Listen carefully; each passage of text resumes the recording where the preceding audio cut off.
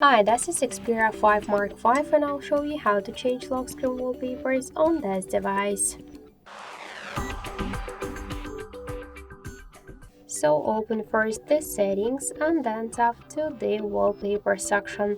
Tap here to one from the wallpapers, tap to change. You could use photos from your device gallery or downloaded from the internet previously.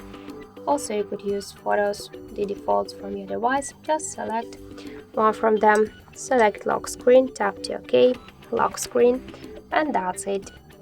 And also we got one more way how we could do that. Just open first the control panel. Oh, sorry.